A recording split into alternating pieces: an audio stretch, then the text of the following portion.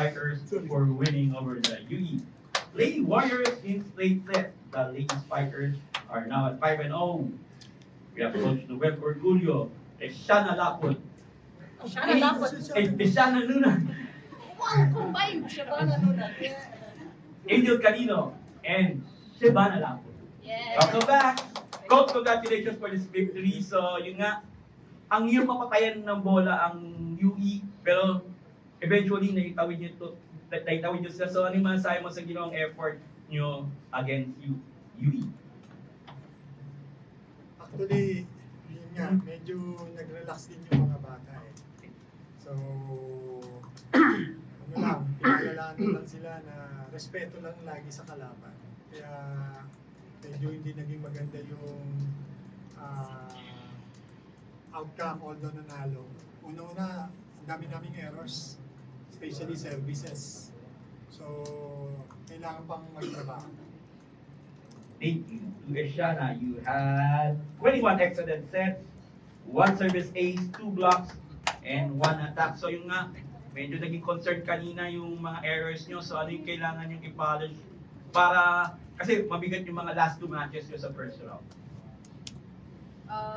Dahil nga po sa sinabi nga po ni Coach na kailangan pa pong i-polish yung pagbawas po ng errors. Pero at the same time po sa game, nakita ko po yung needs po sa akin na mag-adjust po sa mga pasa and sa mga sets po na binibigay po sa mga spikers. Lalo na po, yun po yung role ko na ipadali po yung trabaho sa kanila. Lalo na po if parang may nadadown na or what. Parang yun na po yung matutulong ko po sa kanila. Thank you to Angel. 10 of 15 attacks, 2 blocks, 8 digs, and 6 excellent receptions. So yun nga, are you happy na, syempre, yun nga, Shibana is back. Pero syempre, yun nga, naging problema yung kanina yung mga errors nyo. So ano yung kailangan nyo gawin para, syempre, maging maganda yung tatakbo ng season nyo? Siguro, kailangan din talaga namin mag-focus ulit sa service namin at sa receive namin ulit. Yun lang, basic lang. Kailangan din talaga bumalik sa basic, yung team ulit. Kasi medyo nandun na ulit kami sa, marami kaming naiisip sa loob ng court eh. Hindi na, nakakalimutan namin yung basics, which is yung service na napaka-importante. Tsaka yung mga errors namin as a team. Siguro yun din talaga ang nakakapagbigay kumpiyansa sa UE na ititry namin iwasan. Lalo na may mga mabigat pa kami mga kalaban next game.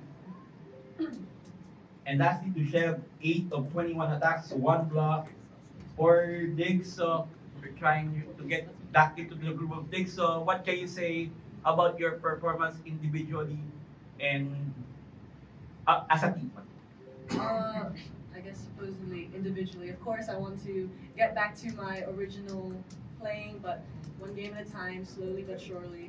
In terms of team, I feel like sometimes, mistakes happen, but it's when you're afraid to make mistakes.